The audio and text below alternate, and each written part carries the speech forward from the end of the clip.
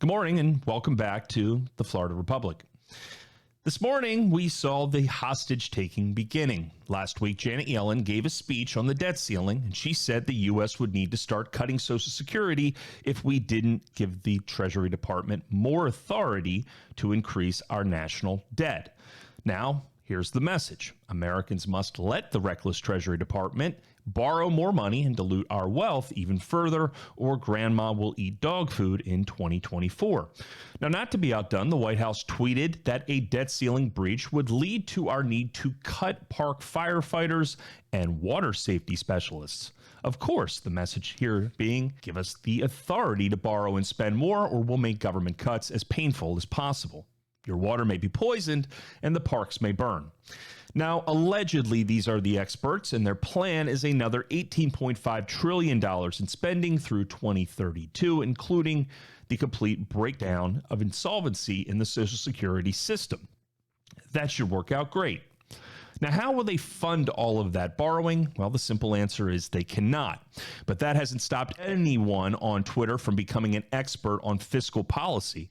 And the new popular idea is that we return to the golden era of tax fairness in the 1950s, when the highest rates for taxation was 91%. Now, they do this while not suggesting that all that they will need to do, well, they'll need to raise taxes on the middle class and ultimately the more than 57% of households that paid zero federal taxes in 2021, and I'll explain why in a moment. But first, the idea that 91% tax rates worked is a myth, which should surprise no one except for the leaders. There are studies showing that wealthy Americans actually paid less in income taxes back in the 1950s than they did today. And these were all legacy rate moves by Franklin Roosevelt, who tried in 1942 but failed to get a 100% tax rate on every dollar over $25,000, which is $465,280 in 2023 numbers. Imagine if Bernie Sanders called for a 100% tax on every dollar over $460,000 in income. The more than 1.2 million people in America earning $500,000 or more would have no incentive to make more than this. It assumes that Americans have the same skills, which they don't, and it assumes that they have the same work ethic, which is impossible. But these basic economic and sociology components of labor markets and taxes go out the window when it comes to the pursuit of fairness. In 1955, the 91% rate only impacted about 10,000 households, but most of them quickly found loopholes on which they could drastically lower their payments.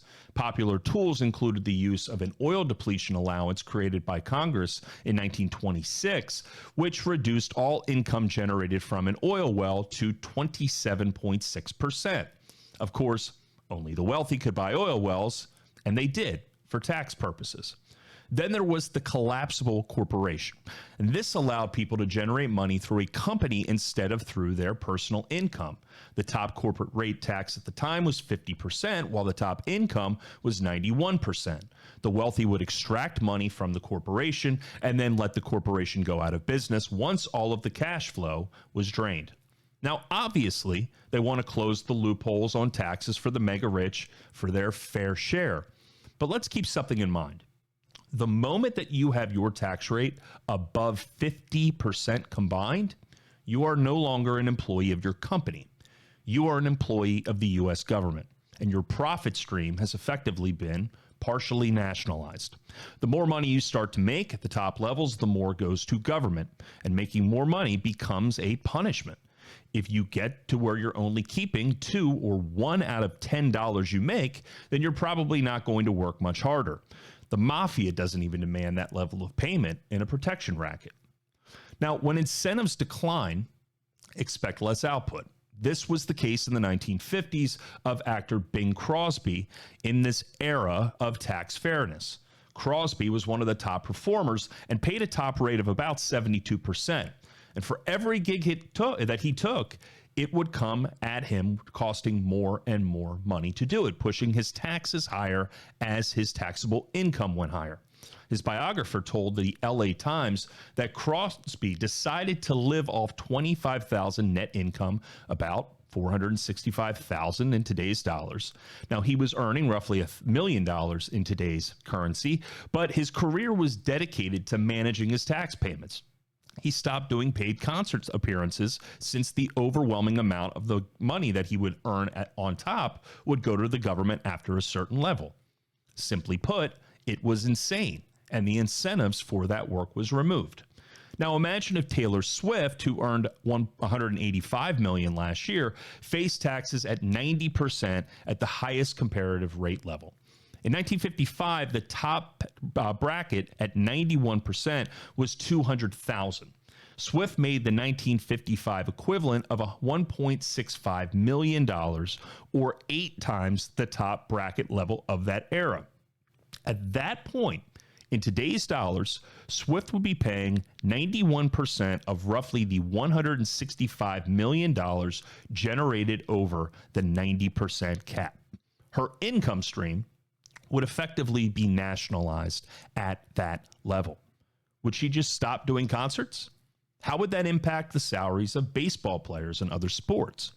Of course, Bernie Sanders would probably spare Taylor, picking winners and losers, but he says he wants to tax every dollar over $1 billion in income. But Washington could tax the entire net worth of the U.S.'s 740 billionaires in America, every single dollar, take all of their wealth, and raise $4.4 trillion. That would only fund the United States government for 9 months. One time. The burden of taxes has largely shifted to the highest earners in America, but a total soak of them in just 1 year would fuel the typical responses: capital flight, more people leaving the nation, and the Bing Crosby effect. It would also fuel more efforts to identify loopholes, which might suggest why we are focused so heavily on an uptick in IRS agents in the future to reduce avoidance. The obvious problem here is spending. But spending gives Washington its power. It gives it its purpose. It buys votes. It keeps people in elevated positions. Spending gives us pet projects and bridges to nowhere. There's no end in sight to this madness. Okay, I'll see you out there.